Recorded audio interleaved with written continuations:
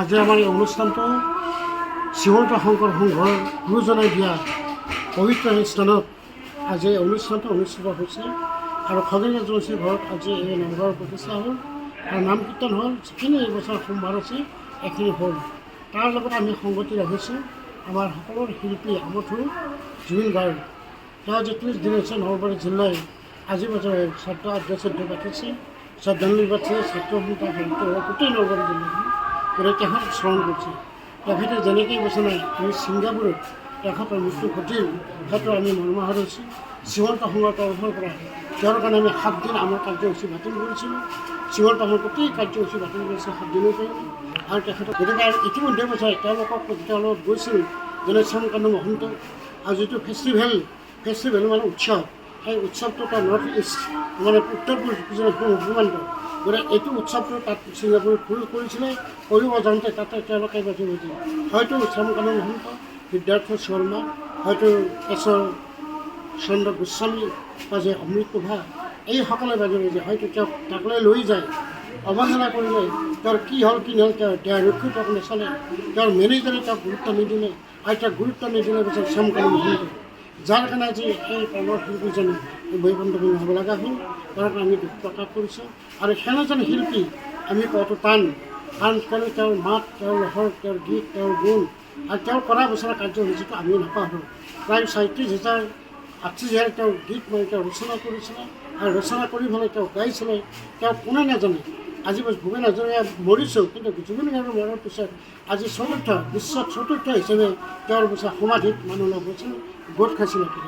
আৰু আমি জানো সোণাপুৰৰ সেই স্থানত তেওঁক মানে সমাধি কৰা হৈছে আৰু সমাধিত 1 কোটি টকাৰ ওপৰত তেওঁলোকে সমাধি সৃষ্টি কৰি বনাইছে আৰু তাতে হাজাৰ ছাত্ৰী শ মানুহে তাত লাইন ধৰি আছে তেওঁক শ্ৰদ্ধাঞ্জলি কৰা। প্ৰত্যেক জিলাত প্ৰত্যেক বছৰে মানে আপোনাৰ অসমতে তেওঁৰ বন্ধ পালন কৰিছে। পশ্চিমবংগতো যিমানে আপুনি বন্ধ পালন কৰিছে, পশ্চিমবংগৰ আপুনি বছৰে যি মুখ্যমন্ত্ৰী তেওঁ বন্ধ পালন কৰিছে।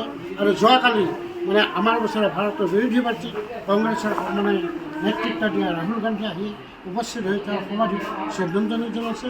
তেওঁৰ ঘৰত তেওঁৰ মানে গৰিমাক খবৰ ল'ব গৈছে যে তেওঁ যিখিনি কৰিছে গোটেই দল সংঘা আছিল কথা। কাৰণ শ্ৰীমন্ত শংকৰ বছৰে এইবুলি নহয় আৰু যি শ্যামকানু মহন্ত সদ্যহক তেওঁলোকে জেলত কোনো জেলত তেওঁ নাৰাখা হৈছে। ৰাইজে প্ৰতিবাদ কৰিছে, য'ত জেলত দিব যায় তেওঁক প্ৰতিবাদ কৰে, য'ত যায় প্ৰতিবাদ কৰে, এইখিনি কথা সফল হৈছে। মানে সেইকাৰণে বাজে যে আমি জীৱন গাঁও আমাৰ লগত জীয়াই ৰাখোঁ, তেওঁৰ গীত জীয়াই থাকোঁ, তেওঁ কালজয়ী জীৱন জীয়াই থাকোঁ। তাৰে কামনা কৰোঁ মোৰ মৃত্যু নহমিত ভগৱান আমি শান্তি শান্তি শান্তি।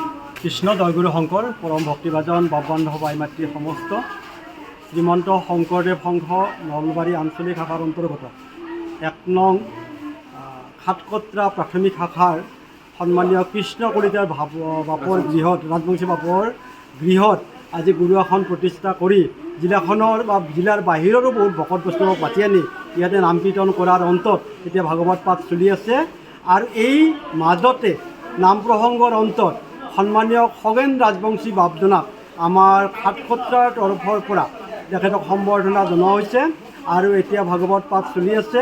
আৰু আজিৰ এই দিনটোত আমি অত্যন্ত আনন্দিত আহ্লাদিত হৈছোঁ বাপসকলক এই ভাগৱতৰ যে অমীয়া মাধুৰী যে সুন্দৰ মানে অনুষ্ঠান কৰিছে তাৰ কাৰণে আমি কৃষ্ণ ৰাজবংশী বাপক আমি কৃতজ্ঞতা জনাইছোঁ, আমি সেৱা জনাইছোঁ।